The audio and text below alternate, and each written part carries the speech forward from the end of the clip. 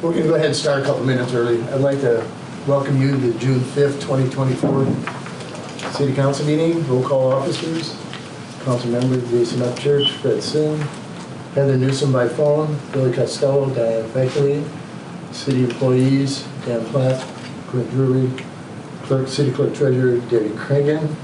I'd ask you to stand at this time for an invocation by Dennis Christensen. Happy Home Church. You have the floor, young man.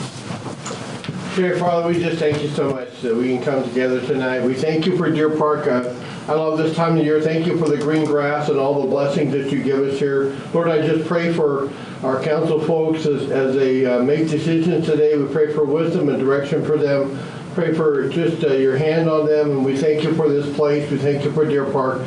I ask you to bless this place, and in your precious name, amen. I pledge allegiance to the flag of the United States of America and to the republic for which it stands, one nation, under God, indivisible, with liberty and justice for all.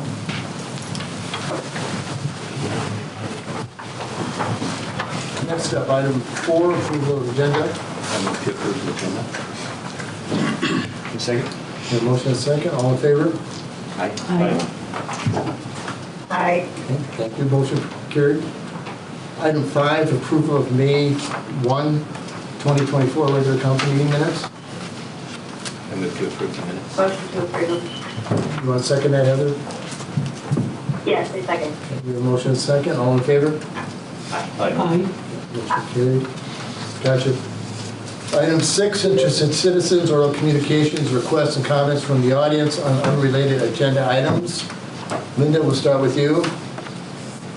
I have actually a couple of issues. I wanted to address the changes in the waste management, refusing to pick our garbage cans up in the alley all of a sudden. For as long as I've lived where I've lived, they picked the cans up in the garbage, and now they're saying they will only pick them up in front of our house. In the winter, I will not be able to put my garbage cans out there just because of the way the city plows and that I don't clean that up after the city goes through. Do you have a driveway on the front road? No. You don't.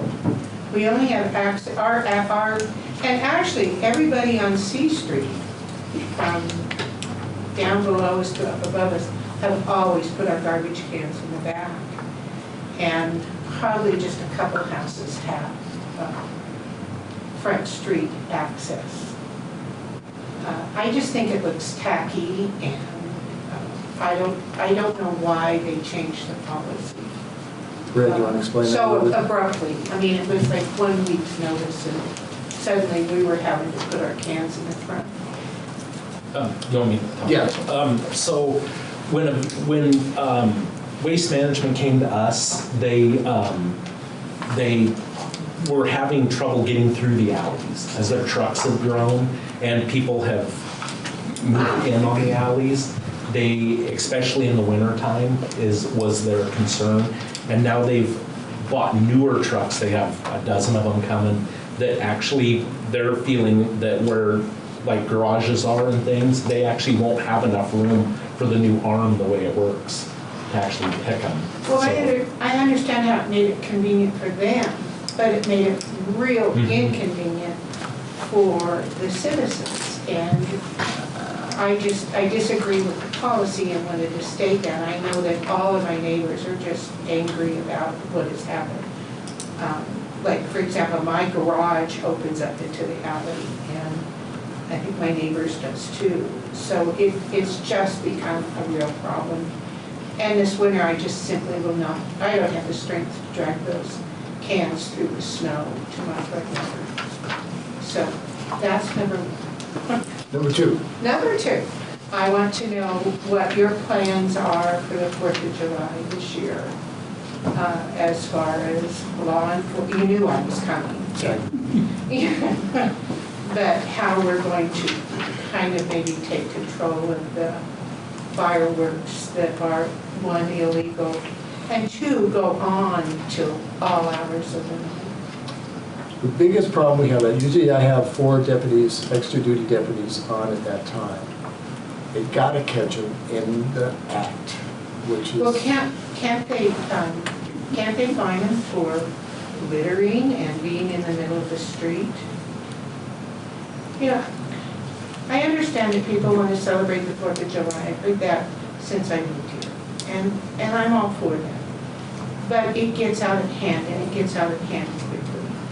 And I mean, we had fireworks around our house last year that were like what you would see up at the football field or wherever. Mhm. And, you know, and last year when I came to the meeting, the citizens were with me. They complained about the noise, the effects on our dogs. My husband is a Vietnam veteran and a PTSD person. And, you know, it seems like we should be able to find a balance between their enjoyment of the 4th of July and reasonable fireworks and a time limit to not past 10 or whatever I mean, we have the ordinance, we just don't do anything with it. I can see, this year I'll put the clamps, and let me introduce Travis, our new deputy, our nighttime deputy. I'll talk with him later and we'll see. The biggest thing is, I gotta give each one of the deputies a cheat sheet. What is legal, what is not legal. It's logistically a nightmare. I understand. If I had my way, I would spend $20,000 on the city's fireworks and ban the other ones, but that's not the case here. I thought we were moving towards banning fireworks in Deer Park like they have in the county. That is your council that decides that. These are your members that you want to choose or not. I will approach. But I will work with the deputies on that and see if we can come up with a different plan. So usually I have 4 of them on that night. I just talked to the deputy a little bit about some of the issues that we face. And it is. It's late at night. It's 12, 1 o'clock in the morning. By my house, it's been at 2 in the morning. But I guess that the problem that around our houses is sulfur. You know, it's like flashbacks. You know. I understand. We're good? Thank you. You're welcome. Richie? Okay. So, was originally going to just talk about parks, so I'll do that real quick. I know we're talking a little bit today about the possibly the Dragoon Lake and what might happen with that. I think that would be a great acquisition for the city. There's a lot of potential with that, and it would prevent racetracks and other things going in there that we potentially don't want going in there. It also helps preserve some of the Deer Park history in that area. So, also along the category of parks, there is the assessment that JUB has recently done. And one of the questions on there was about pickleball. Or not, it wasn't about pickleball, but everybody answered it with pickleball. And one of the things that I've noticed a lot is that there's been discussion about one park at a time and what needs to be done with that park instead of looking at the whole big picture of the park system. And so I would again like to recommend that there be a Parks Advisory Board that would be created either on a temporary basis or a recurring, maybe during just the summer months. But just because pickleball was something that people put on the survey doesn't mean that they necessarily want it with the splash pad. It may be more appropriate to have it up at the sports complex. Along that line, there's been a lot of discussions about the sports complex. Talked about putting pickleball up there, extra baseball fields, the skate park.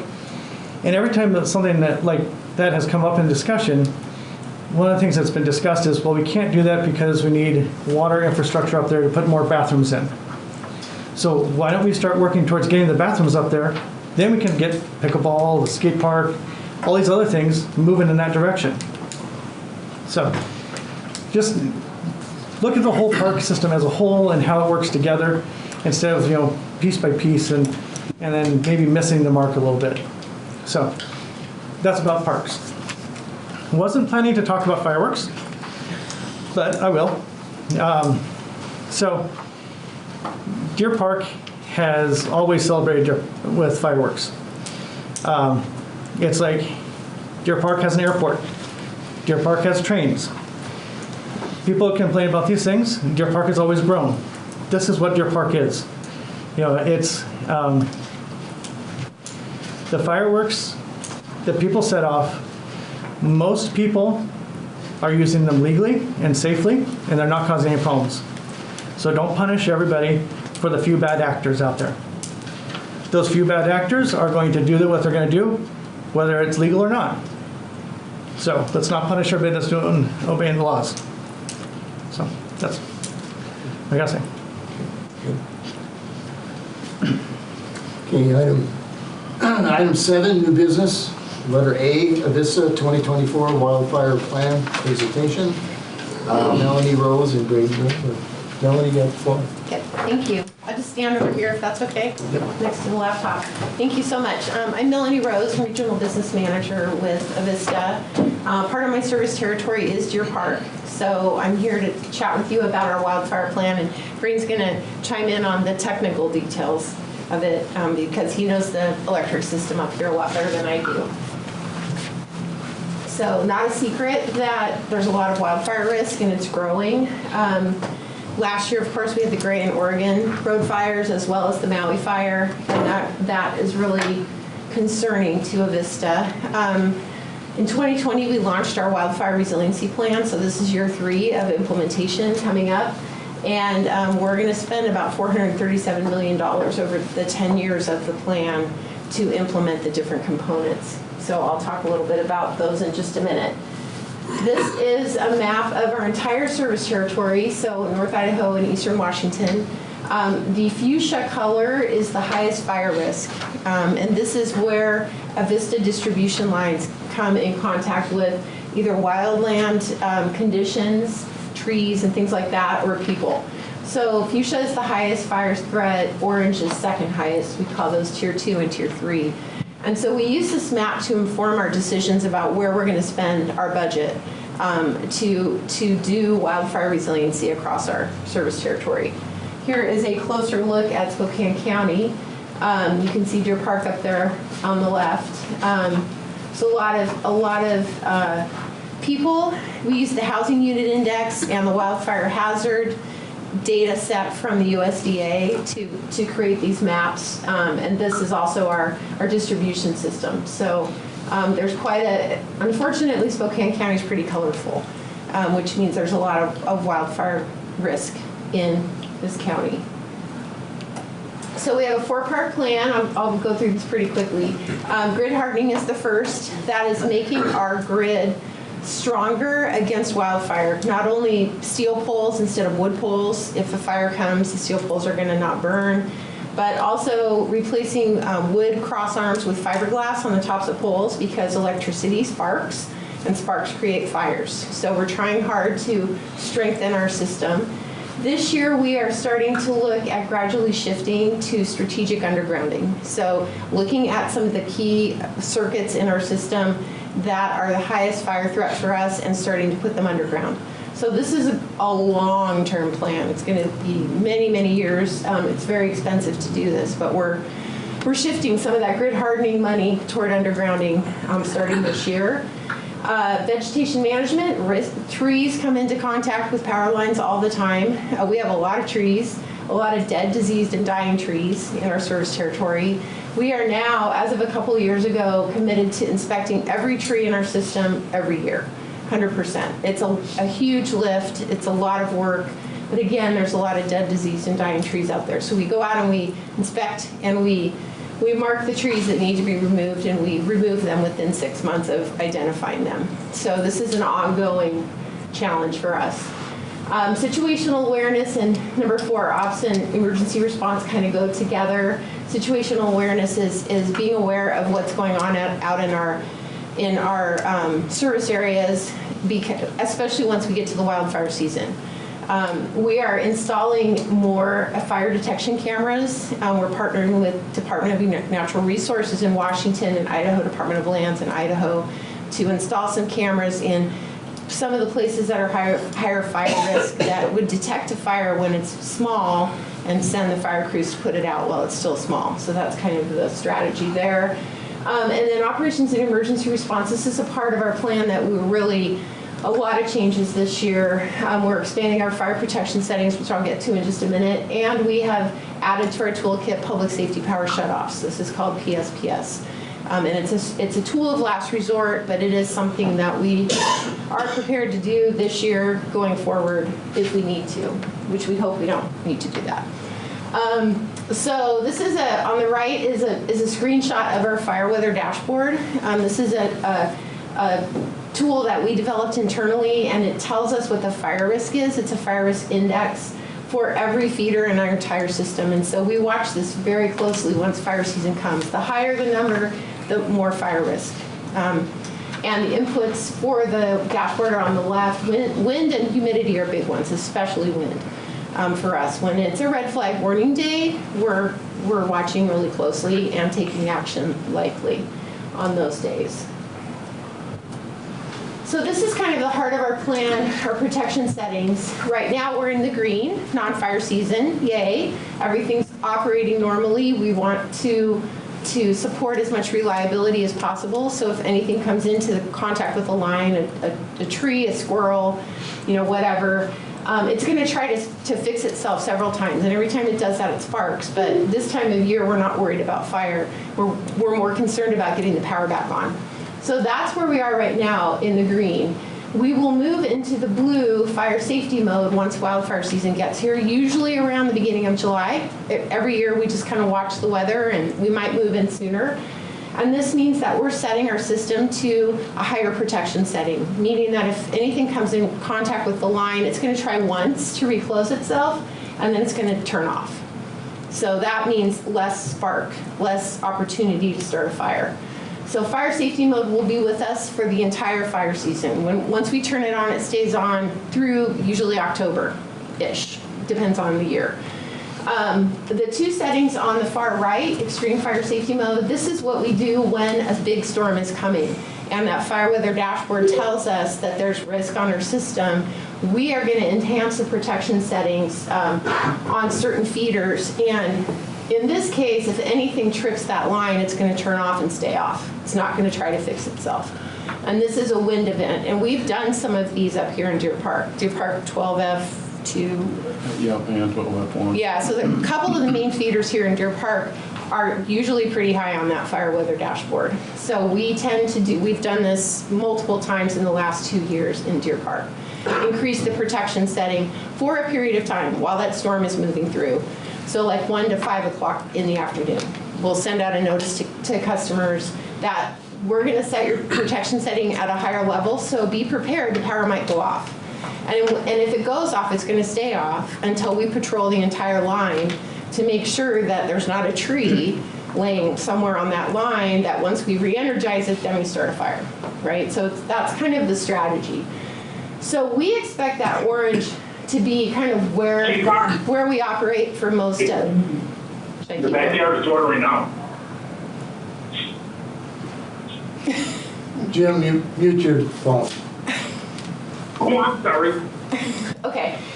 So anyways, orange extreme fire safety mode is where we expect to we really think that this will do a great job with protecting us. PSPS is proactively shutting the power off. This is the new tool this year.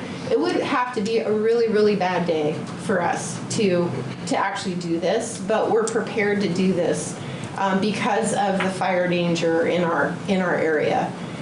We've added it to our toolkit.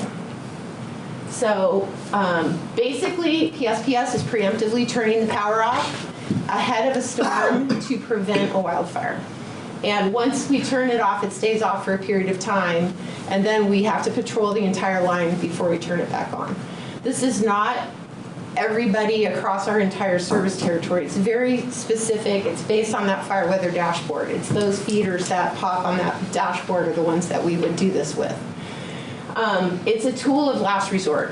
We hope that we never have to use this, but we need to have it in our toolbox just in case. We developed a lot. We've been working on this for several years. There's been a lot of work going into rolling this out as a tool for us. And we've got criteria, customer support strategies, which I'll talk about in a minute. We've done a lot of collaboration with public safety partners. All of the fire districts in the area are very familiar with what we're doing, municipalities, tribes. So we've been doing a lot of work to get the word out about this. So community outreach, this is really our focus for this year. We are definitely talking to you guys and anyone. Actually, this is my 5th presentation this week on this, so we're doing a lot of talking about this just to make sure people understand what, kind of what we're trying to do and why.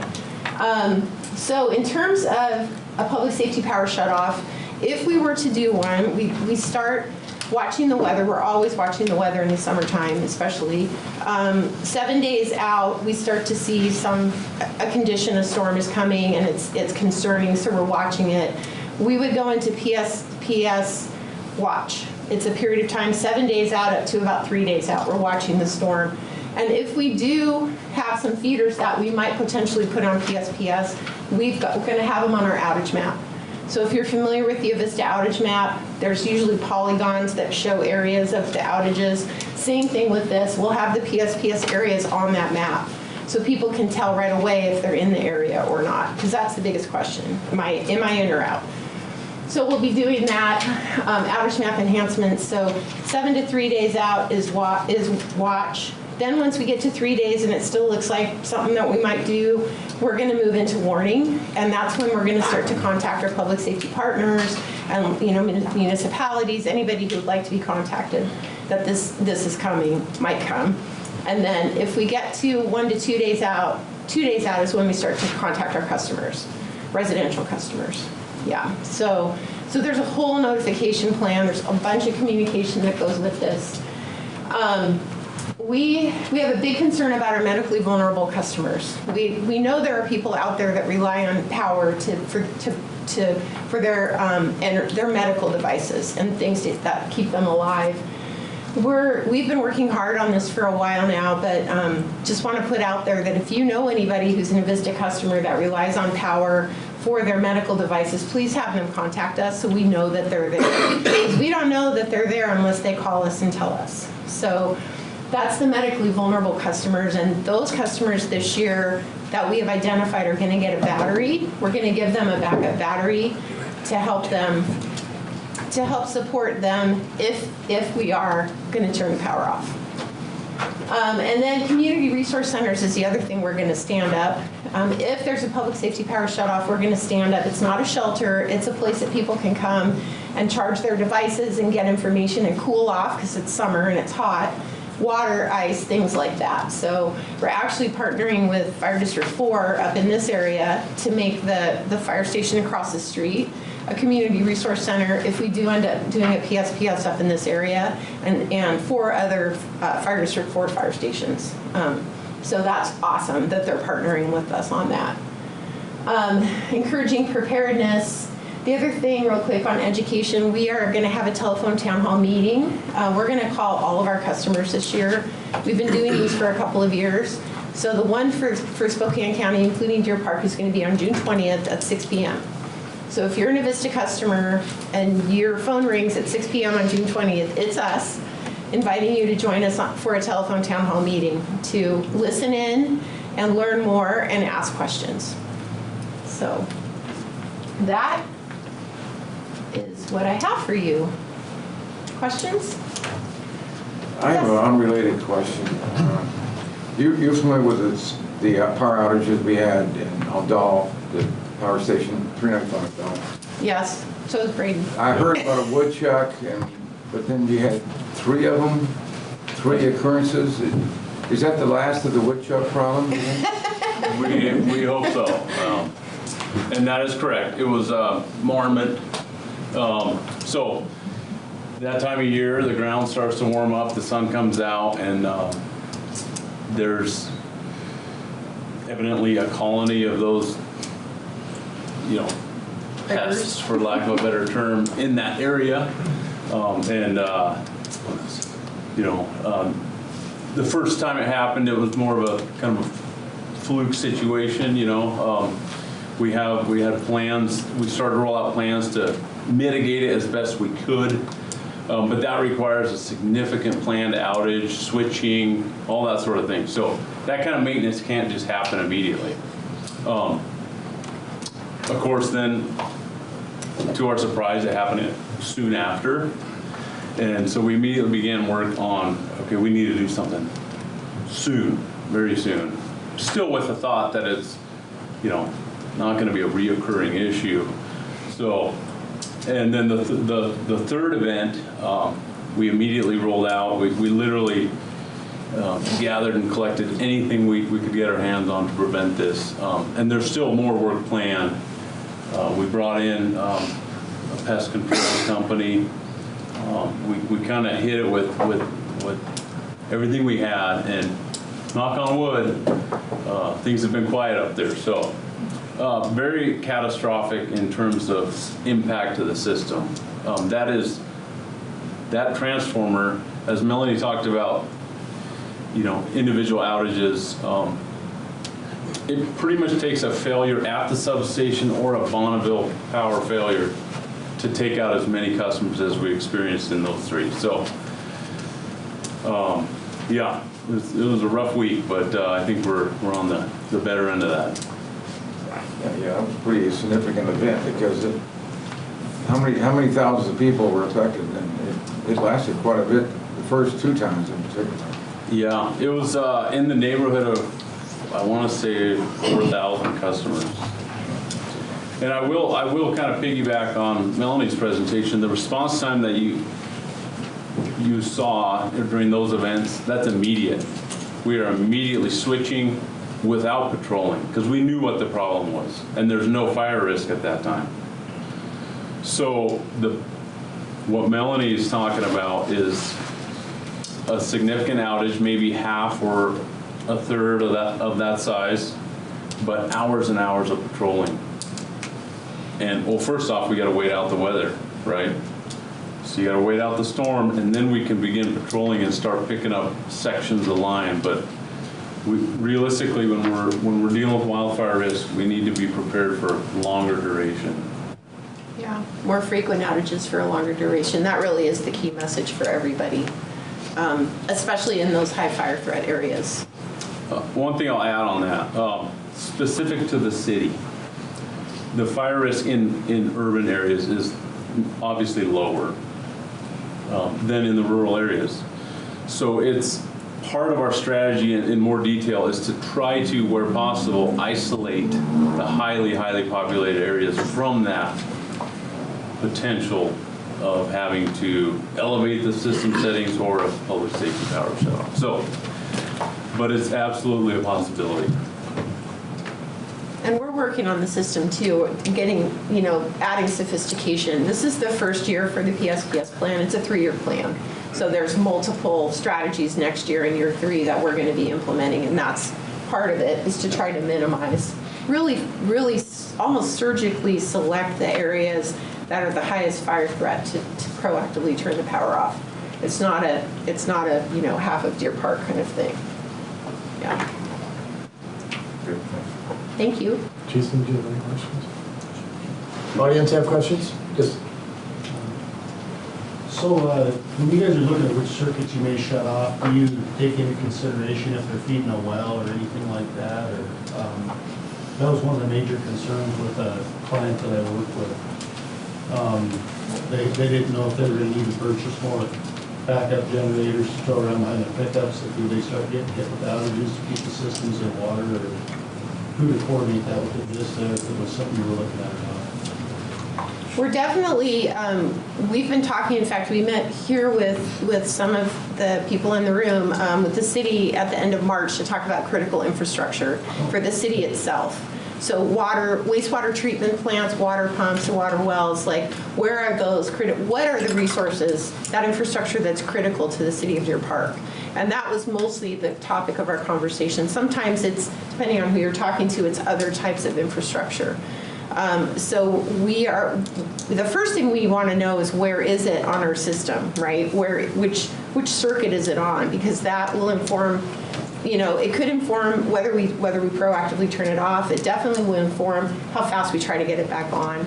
But the bottom line is people should try to be prepared. And we hear this, especially when we get into the rural areas, talking to the fire districts, the big concern is water.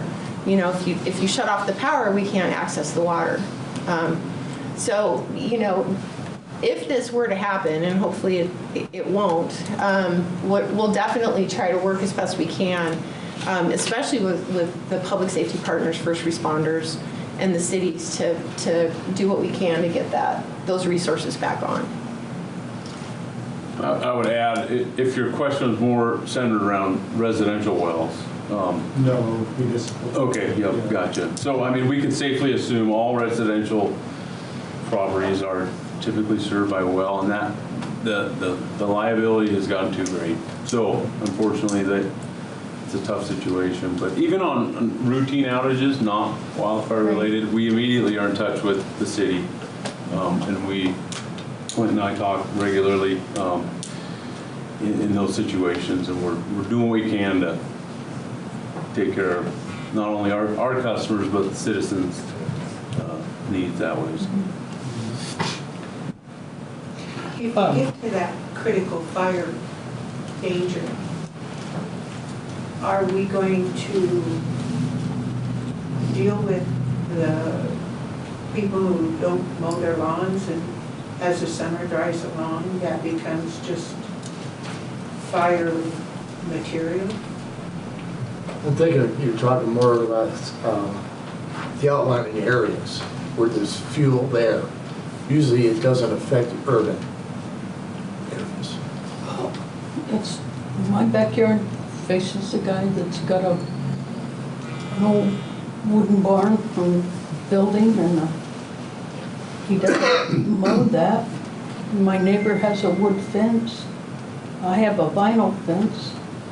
If for some reason there's a fire started Just down back here there. on A and Margaret, the grass is already. And as it dries out, it just becomes fuel for the, trust me, I know, I'm a retired dispatcher. And it becomes, it may not affect the whole town, but it's going to affect that neighborhood if that fuel lights. Because you have an old house, you have tall grass, you have nothing stopping. With like winds we had this week, we had such high winds. And most fires are not started by utilities, they're started by people. Yeah. So I think it's like 90%, but don't quote me on that. It's pretty high. Yeah, so medical vulnerable people, what do they need to do to get signed up to get the supportive equipment? So you can call there's a medical equipment page on our website. You can go look at that, and it's got all the information on it. Or you can just call our 1-800 number, and our customer service reps will walk you through it. We do need a physician signed document that says, yes, you're medically vulnerable, to be a life support customer, which is what we're talking about. And they get, what we do with those customers is we reach out to them a couple of times a year just to, hello, how are you doing? Or how prepared are you? What's your plan if the power were to go out? Because the power goes out. I mean, it goes out. It's not on all the time. So what's your plan for, and how can we work with you on developing a plan for if the power goes out? Do you have a backup battery for your medical equipment? Do you know how to use it? Things like that. And then in the case of the extreme that we were talking about, or PSPS, our customer service reps will proactively call those customers, our life support customers. Are you aware that you're on a circuit that could go out, or it is going to go out? And what's your plan? And so that's the kind of thing that we're trying to do to support those customers. And like I said, they'll all get a big battery. I think it's like 3 to 5 hours-ish of power for their equipment. So it may not last through an entire PSPS, but it buys them some time to get themselves to a community resource center or something like that. So it's a battery that's for a particular medical device, not for the whole building? Correct. Okay. Yeah, we're just focused on the medical devices that they need power for. Yep. Yeah, thank you. Daryl. Do you have a plan to notify the aerial firefighting base so that we can plan for aircraft refueling and if there's an active fire during the PSPS? Yeah, and Melanie touched on some of our, in the last 2 summers, we've gone into elevated mode a couple of times. And we've had that communication, and they're aware and prepared for it. But it'd be good if you and I could have some further conversation about better preparedness, fueling and that sort of thing. And that's a great example of critical infrastructure, right? We know that airport is key for wildfire fighting in this area. And the first summer when we were talking about, elevating the protection setting on that feeder, Braden's like, well, that's the airport that everybody uses. So, that informs the decisions. But we definitely can always get better on the communication and notification. Yep. Anybody else? Thank you. Thank you very much. Appreciate the opportunity. Thanks. Okay, next up, item B, Braden Lake discussion. If you read your packet, you know he lowered the price to $600,000, Mr. Crow did. Jim Palmer knows more about this. I'll ask him to stand up and speak, please. Yeah, first of all, I'd like to compliment you guys on it's been a long time since I've sat in one of these meetings. Compliment you that you still say an open prayer. Thank you for doing that. Appreciate it. Let me explain my role. Jim Palmer Jr. is my name. I own a real estate company in Deer Park. I don't live in this city, but I work here every day. So I have a vested interest in what happens here. And so the reason I'm here is because I was approached by John Crow because I just recently did another transaction with him. In this transaction, he's being represented by Larry Lapidus, a Spokane broker. He's the one that sent me this letter. And I apologize, this front page is the letter from Larry to me. And I didn't copy very well for some reason, so you'll have to get your eyeglasses on and read that. But it shows the parcel numbers that he's proposing. It's a total of about 71 acres. It includes Dragoon Lake. I flipped to the second page of that. I'm just going to walk you through what you have in your packet there just to introduce this topic. But that first map is the whole red line around his whole proposed 71 acres. That includes 4 parcels. So flip to the next one. That actually shows the actual delineated wetlands within that parcel, which is very interesting actually, and a lot of information there. We paid a lot of money for that. Flip to the next page, which is an aerial photo of part of it, but the reason I showed that one is just so that you can kind of see how the lake goes. Just in an aerial view, you can just barely see that in this copy. Flip to the next page. I blew that up. North is south on this map. I'm sorry, I flipped it over, but in his letter he mentions an easement that he has given for the bus barn. And that's why I blew this up and I circled that where the bus barn is so that you can see that. You can see that encroachment and the reason they wrote that. So I don't know if it relates to you in this at all, but I just want you to understand that that's part of his letter of explanation. The way that easement is written is that it actually goes away whenever the bus barn property sells, that easement is going to go away. So whoever buys that won't have an easement for 70 feet of their property where that building is. The next page is the little teeny parcel that's 0.3 something acres, and that's right along that eastern edge of this. And you can't see it on his other map, so I blew it up so that you can actually see what that parcel even is. And then the last page is just some photographs. There's been some talk about the dam and maybe the liability for you if the dam breaks or whatever. John paid Knight's Construction, had a structural engineer come and actually look at that a few years ago and basically said that it's sound and it's going to last another 100 years. So I'm not sure if there's any liability there. How many of you have actually been out to that property yet? So let me explain my role again. I'm just here because some people might say it's self-serving. I'm kind of bucking for a job in a way.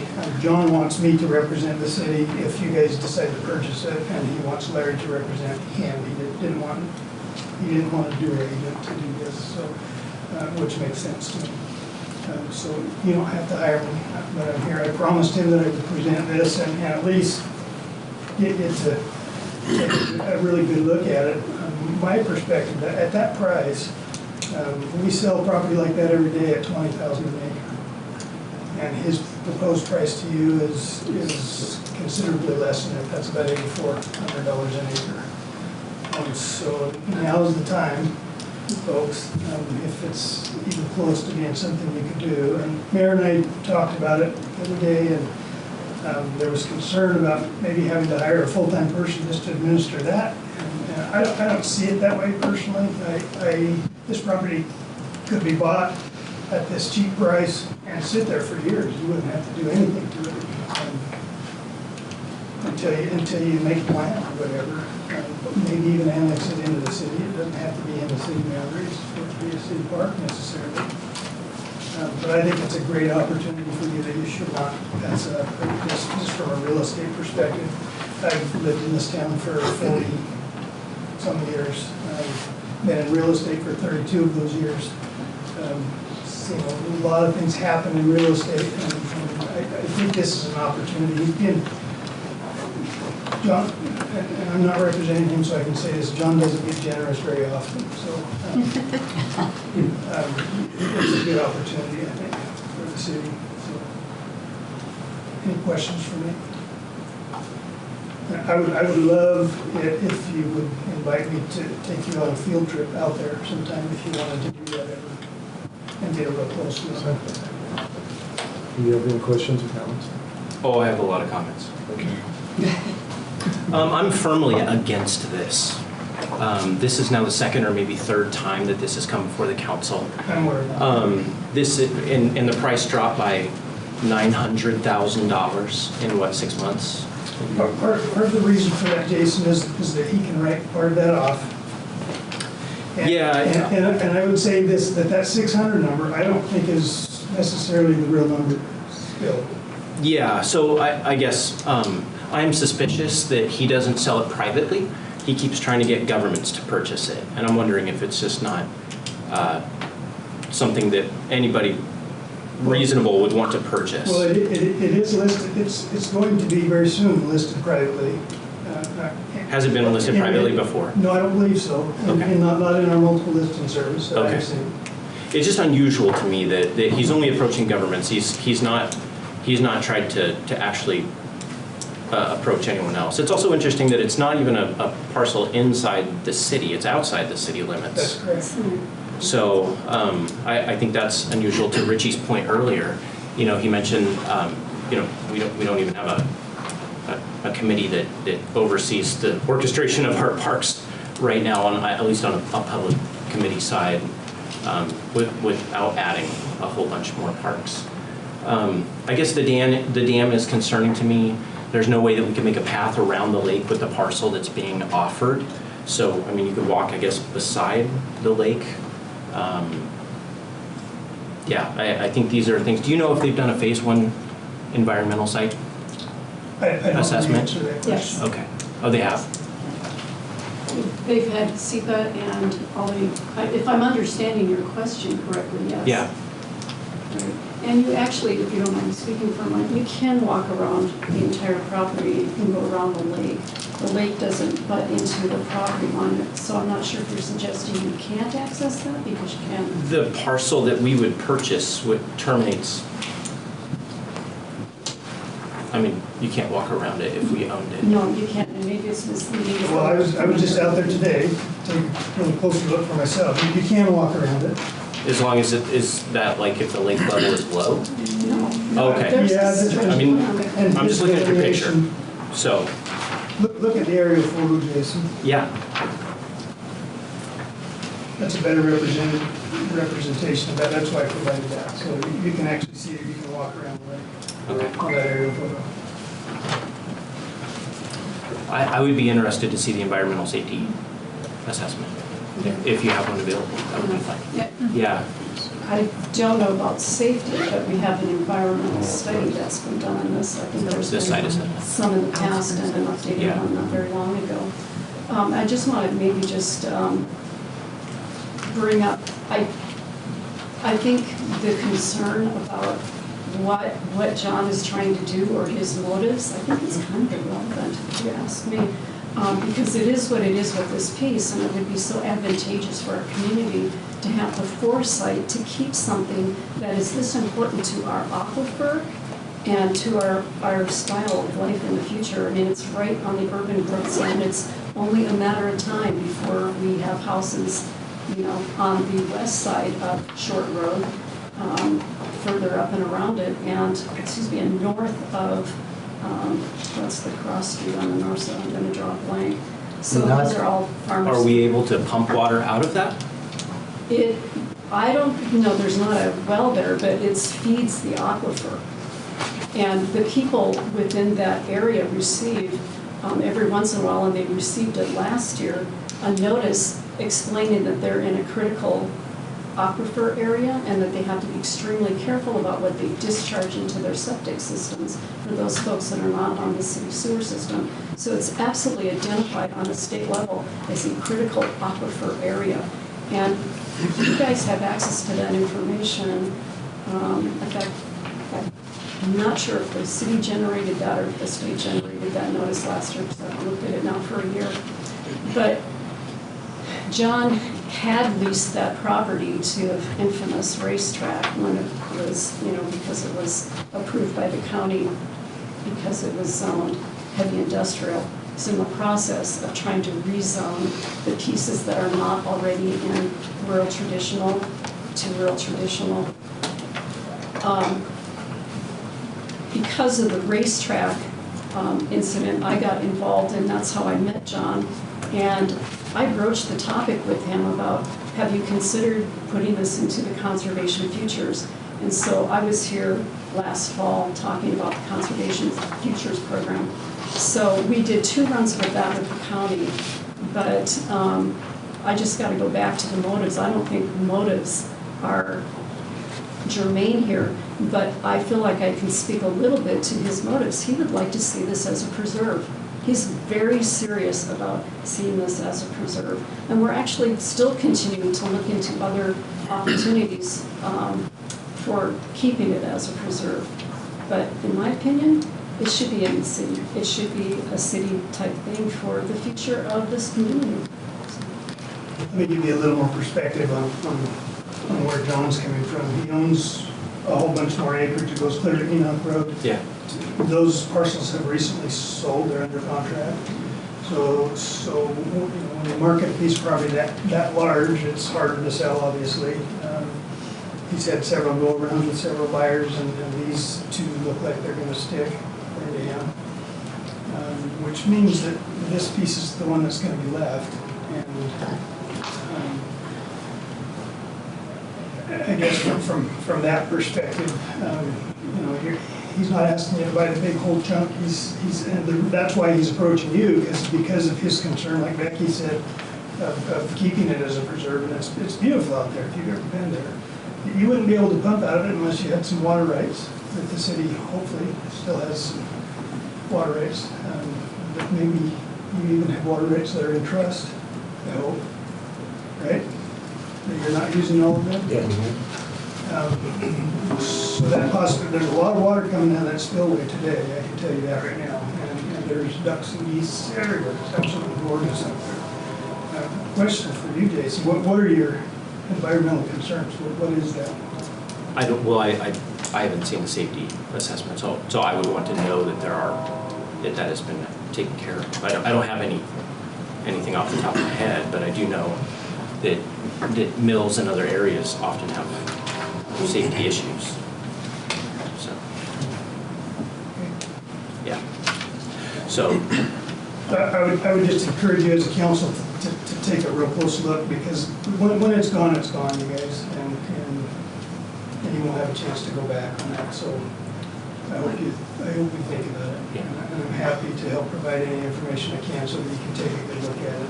Yeah. And maybe put it on a future agenda, is what I'm hoping. Brad is the person who'd have to maintain that. Do you have any perspective? Well, I mean, the one thing that you brought up is we just buy it and leave it sit there. That's not true. The minute we own it, Spokane County Noxious Weed Board, we will be out there maintaining I've got letters today, as a matter of fact, from another of our piece of property. So it's something we'd have to do around all the wetlands. None of us are aquatic certified to apply pesticide to any of that. The economic, or the impact downstream, if something happened, if we were out there making an application, it's none of my guys would want to take on that because it's our license, our pesticide license that it's not the city. I mean, they will be, but we are also personally drug into it. The wetlands, what's the county going to say about the road going there? We own it, now it's our park there. Are we going to have to own Spring Creek Road? And then now we've got a bridge that the county's down there every year digging beaver dams out from underneath. There's just a lot of concerns on the maintenance side of it that I see that I'd rather spend the money to build new ball fields where the kids are going to use them rather than buy a maintenance nightmare to me. I appreciate those concerns. I honestly think you're making it more complicated than it is, honestly. But, Jim, can he sell this land here around the lake where the wetlands is? Can he sell that? He could, yes. Right. And they could build homes in there? Yes. Well, at this moment in time, he's not interested in doing that. It's harder when there's wetlands. When you're closer to wetlands, it's not worse. It's not worse. How is It's not it worse. a guy that wanted a racetrack 3 years ago, all of a sudden now, yeah. There's a large area in that, right in the middle of the area that's not wetland, that there's a lot of undocumented fills in there. Potentially garbage and... Hold on. Can I? Yeah. Can we have Joe talk just for a minute? Yes, go ahead, Joe. My name's Joe Beyond. My father borders, my dad, probably Jim, probably met Bruce. My dad's property is directly to the north of that. Full disclosure, I work for the city. I also was hired by John Crow to do digging in there, so I know about the permit. And I also know he told me that the Corps of Engineers wants that dam gone. My concern is, if we get the property, the Corps not going to go after an individual, but they will go after a municipality to say, remove the dam. I know for a fact that would be a very expensive proposition. I have dug on that property. It used to be used as a landfill because I dug by my dad's property line and I pulled up the garbage. John knows this. I quit working for him after that because he says, don't worry about it. Not my thing. It would not be a good thing for the city. It costs us way too much. And as much as my dad would love to see no houses by him, I don't think it'd be a good thing for the city. And that's my opinion, because I used to have to be the working and water guy for the county. I've been to the classes, and you don't want to go down that road, because that is way too much. Because I know we spent 40 grand just for a permit to inspect the well, or the dam, excuse me. That's just too much money. And like Brad said, we got better uses for the money. Ballpark, parks, roads, places that are still dirt that can be paved. It's outside of our wheelhouse, and I personally don't even want a bridge to deal with in the city because they're maintenance now. I understand that not everybody plays ball. There's lots of citizens that would use that. So all I'm asking, this is all I promised John that I would do, is just present it to you again. I didn't know when I talked to the mayor that it had been presented multiple times before. From my perspective, as a real estate professional, I think it's a great opportunity. And yes, it costs money. It always costs money to develop something like that, to maintain something like that. Nobody's been spraying the weeds, Brad, for the last however many years. The county hasn't shut him down. I just don't see how. I don't think it would be an immediate outgo for you is my thought process. And like I say, I think you could even whittle him on that price at this moment in time. I just know his motivation. And again, I don't represent him, so I can say this to you. I think he's very motivated. Jason, it's just discussion. Yeah, I'd like to table, I make a motion to table this discussion indefinitely. Yeah, and also I'd like to see much more on the, you said the study on the dam, that it's gonna go another 100 years. I will see if I can provide that for you. Okay, I'd like to see that too, just that's a big concern. And then the other thing I have too is that the easement that we have where the bus garage is, so technically would we inherit the bus garage as a city with that property? I don't even know who owns it. I assume the school district owns it, right? Okay. I don't think they do. I was reading somewhere that. Go ahead. What happens with your mom? Hillary? You're breaking up. I heard that he just gave them the bus one to use. That it's part of his, I don't know. Jason made a motion, Heather second. A second. To table. Yeah, to table. For further investigation. Yeah. Okay? All in favor? Aye. Aye. Yeah, done. Thank you, Jim. Yeah, thank you. All right, item C, authorization for contract amendment, task order number 2024-02, Deer Park Splash Pad preliminary evaluation, JUB Engineers Incorporated. Dan, you want to fill us in on that? Yeah, this would just further the plans on the splash pad from, probably, we should have requested a little bit more money and a broader scope with the initial task order, but that kept it pretty direct. So this would give us the ability to start reaching out to splash pad companies, manufacturers and things of that nature and start putting a bigger plan together. Is that the additional 16,000? You say they need more funding or? Correct point or? Correct. How much more funding are you talking about? I believe it was an additional 16,000, up to 16,000. Does that go to JUB or? That would, yes. Okay, that's not to hire somebody to build it, that's just for them to do the preparatory work or? Correct. I have a question. Yes. Because I didn't think about this.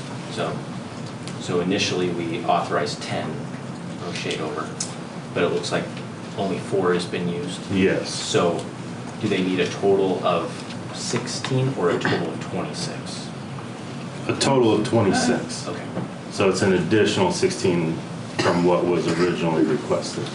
And that original amount was, a lot of that was for the survey. The survey and feedback time that we took, and then meeting out on site and evaluating the sewer that was there and water that was there. So will this get us to a plan, like what the plan is?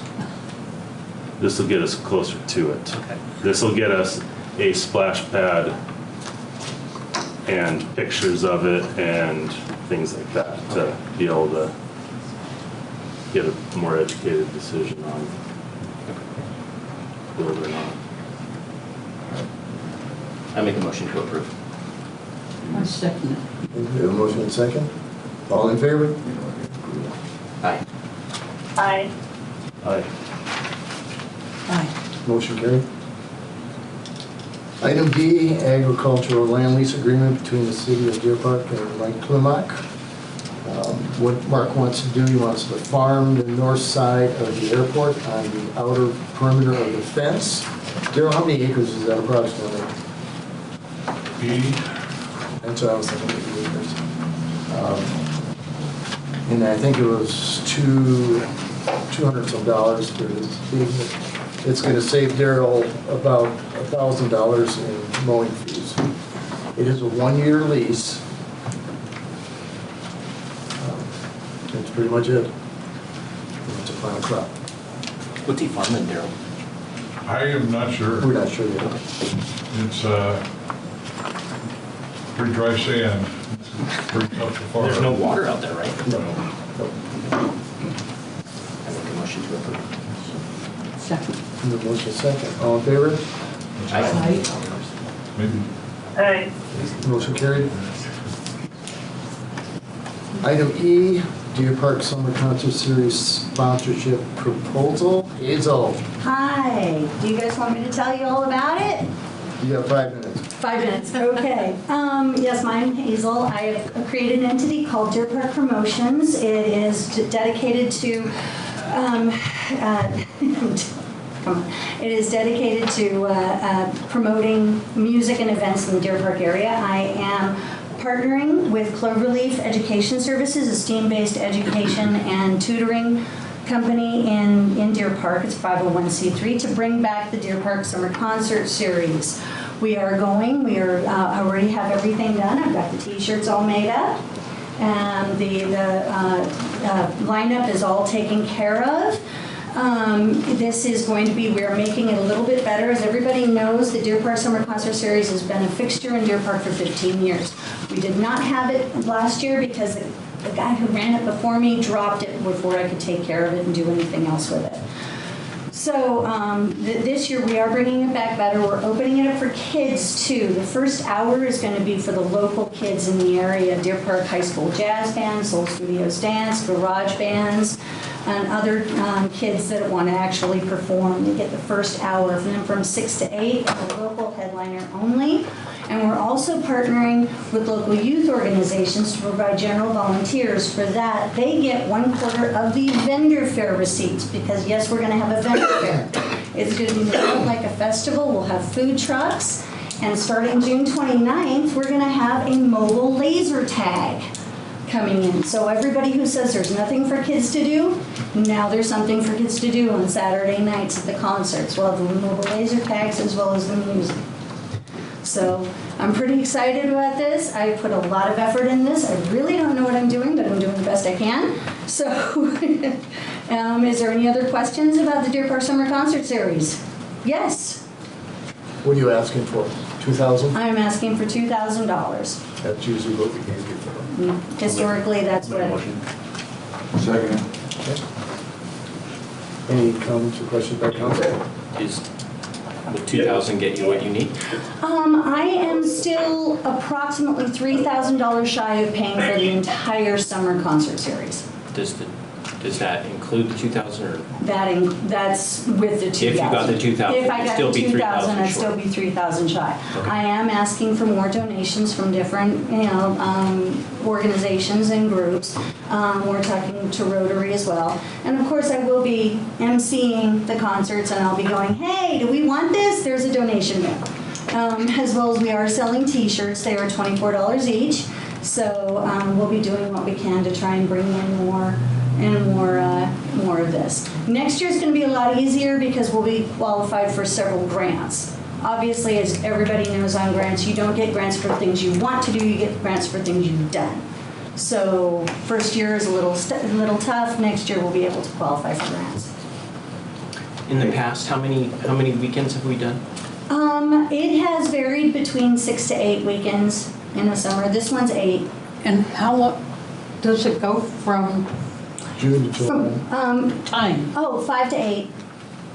Yeah, at 5 o'clock the kids start, and then at 6 o'clock the local headliners will start. It's all local people too. All local in the past, people. we've had people come from all over the place. No, the farthest away I've got people coming from is Colville and Spokane Valley. So Masterclass Jazz Orchestra is coming up on June 15th. As a matter of fact, June 15th is Deer Park High School Jazz Band, followed by Masterclass Jazz Orchestra. They come from Spokane Valley. That's probably the farthest we have people coming in from. So everybody else is Deer Park, Elk, Riverside, Chewelah, just right in the 395 corridor. So. Well, Hazel, why don't you ask for 3,000? I would can't. support 3,000. We don't have. I didn't ask. 3,000 budget. We have 2,000 budget for them. Oh, can't come up with another 1,000. put it in next year's budget. Good job, Hazel. Can we take it out of our?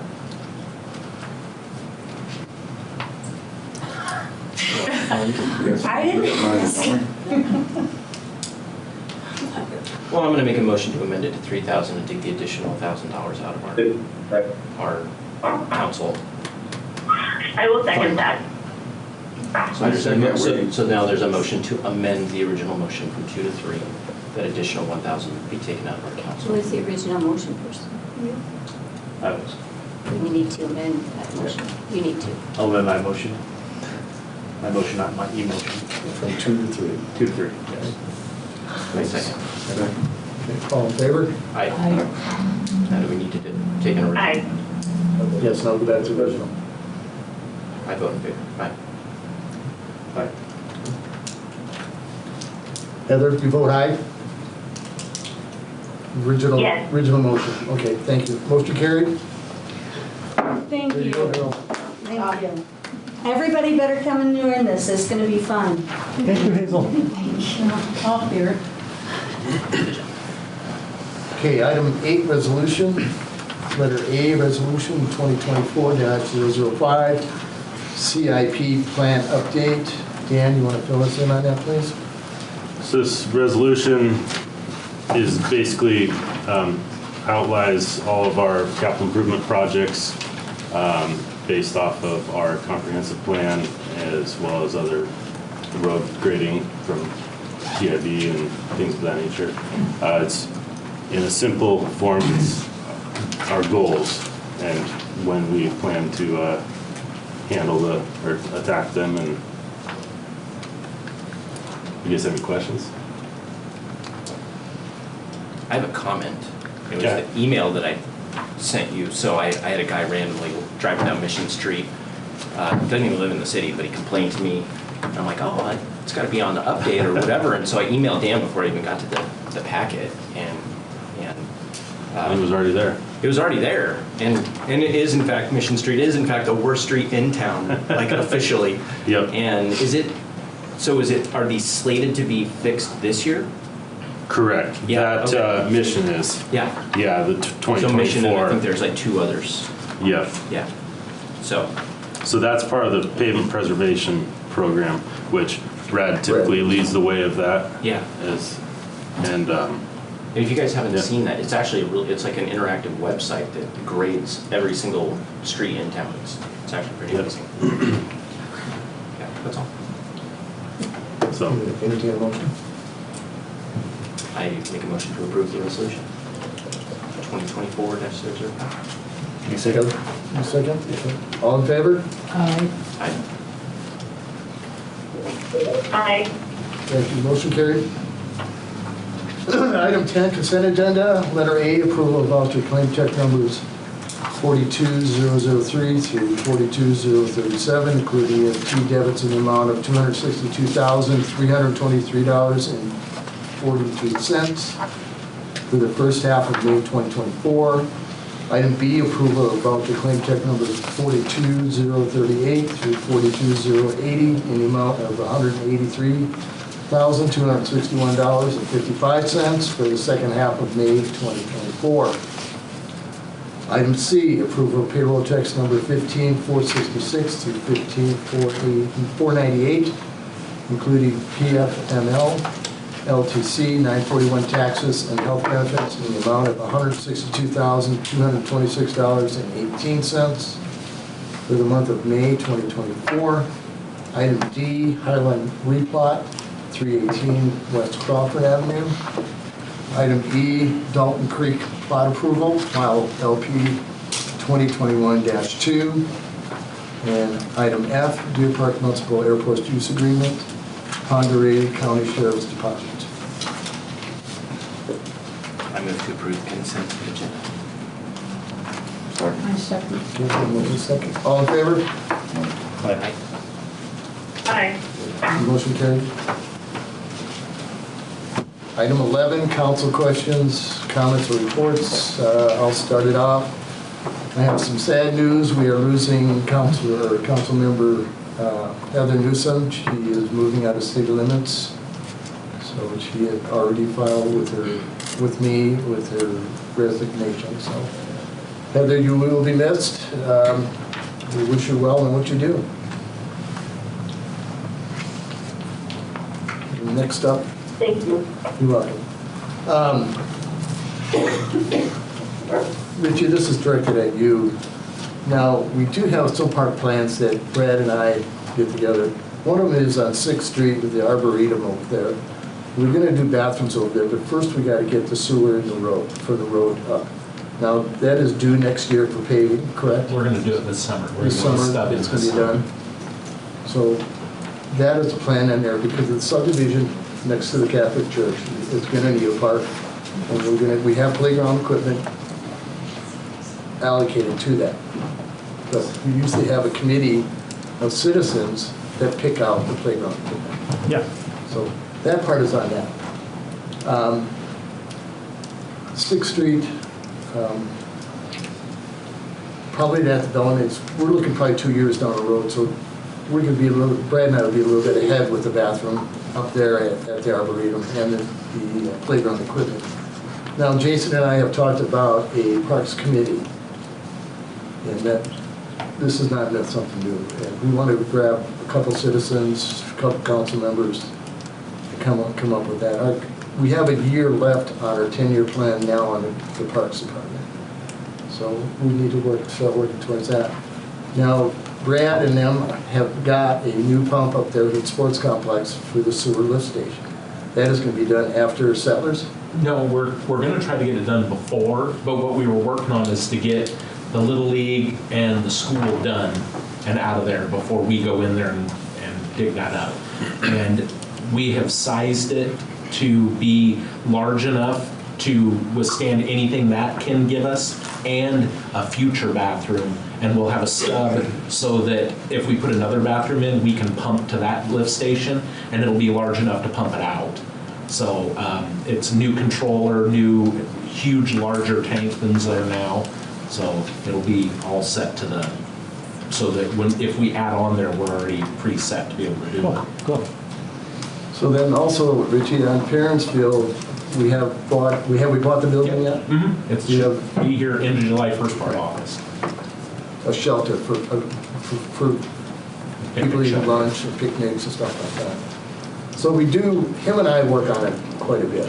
Okay. But we're going to start involving the council members Yeah. and some committee from the citizens. So I would volunteer. you gonna chair it?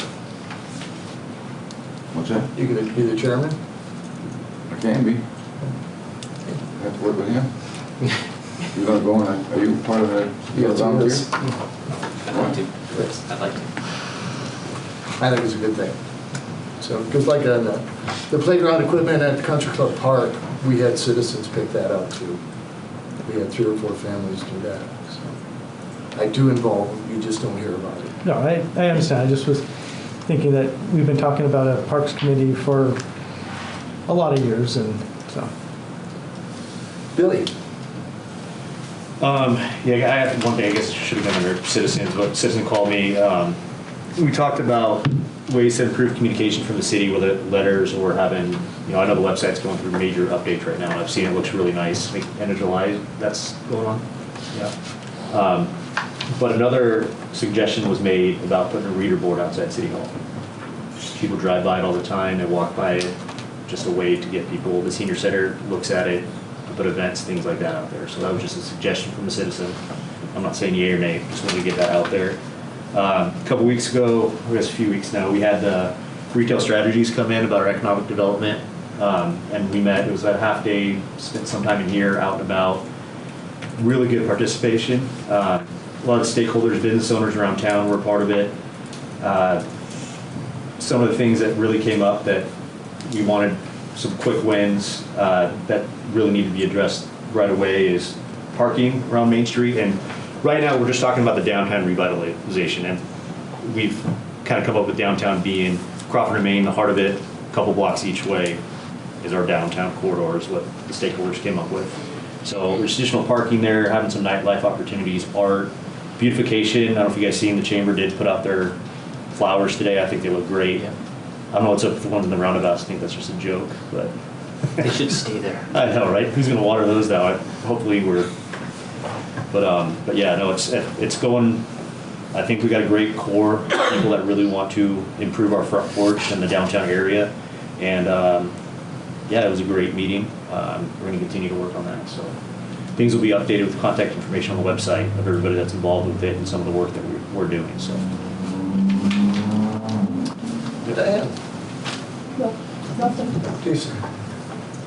A few things. The first is I went to the comprehensive plan open night a couple weeks back, and I talked to one of the gals from JUB, and she said that she had no knowledge that the comprehensive plan update needed to add provisions for farm animals or prohibition of cannabis shops, both of which this council voted on last year. And so I want to ensure that those things are in the comprehensive plan so that we can make whatever appropriate changes we want to. But she was not aware that those are to be in there.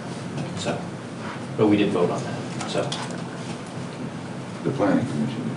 no, we did last year. You were, yeah, the last council did. We voted to have it in. We voted to make to include two items in the comprehensive plan update. Number one was an allowance for farm animals so that we can write an ordinance or whatever we need to do through the planning commission and then bring it to here. So that was number one. And number two was an issue of prohibition for cannabis. So, but she was not aware of either of those. We have a prohibition on cannabis. That's not what we voted on. No, not that you voted on, but previous two councils before. No, the council was aware of our current prohibition of cannabis, but we voted on strengthening that because the federal government will likely drop it. So, but those two issues were voted on and need to be in the comprehensive plan. So, I don't know where to go at from there. I would talk to Jake. Okay. Okay. So that's number one. Number two, I agree with Billy. The planters look excellent. It does just cuten up our area.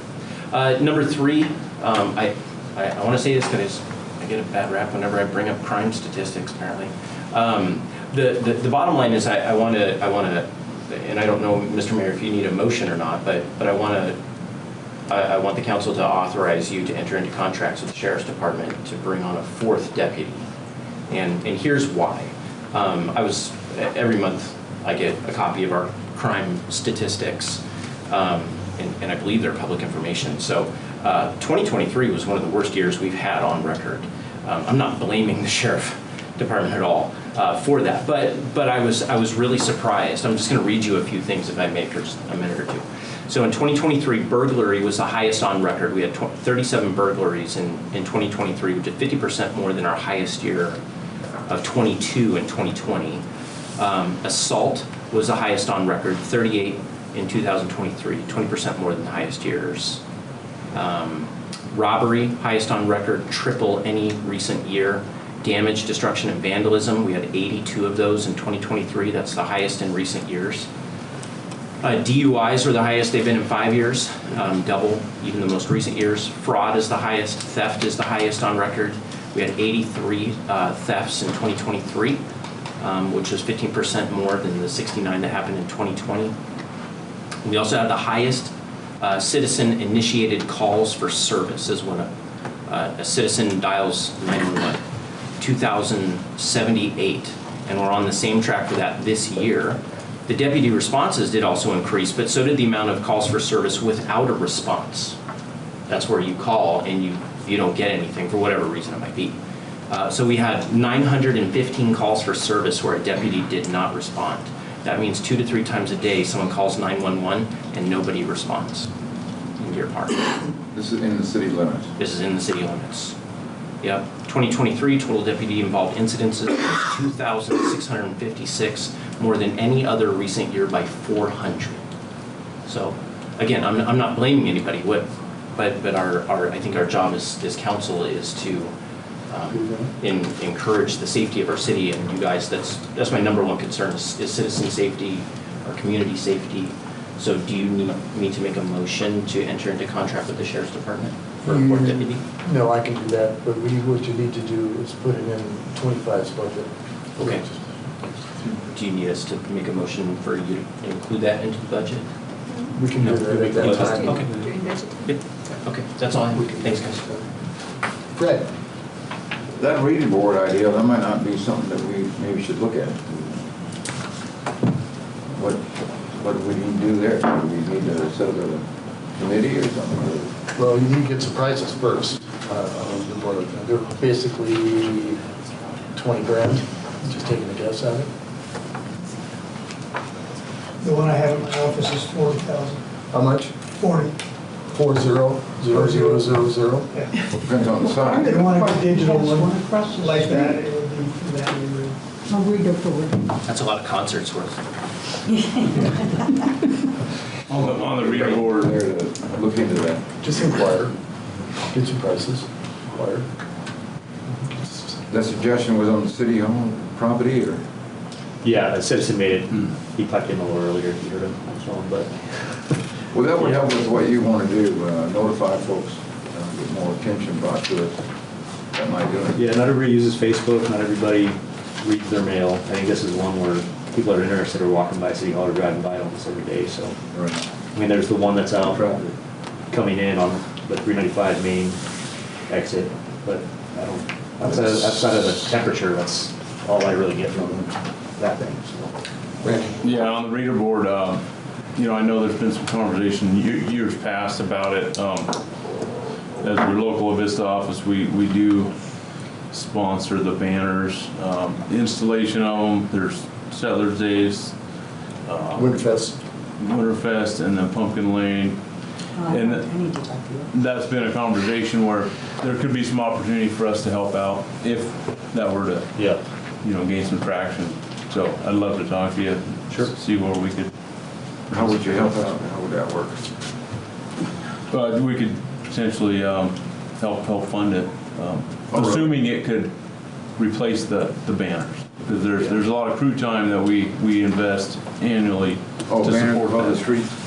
The banners that we put right across Crawford here. Oh, okay.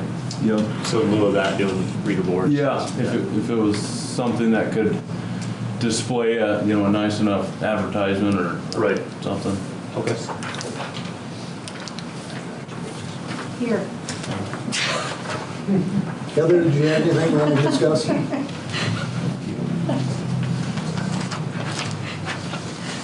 Where are you moving to? Just outside the city limits. Speaking of Heather, so we will, like we did last time, we will. We'll take applications and council will interview and vote. Yes, please. When is that resignation effective? The end of this month. Okay. The end of the month, end of June. And we have applications in City Hall. I move to adjourn. Okay, we're adjourned. Thank you all. How was that?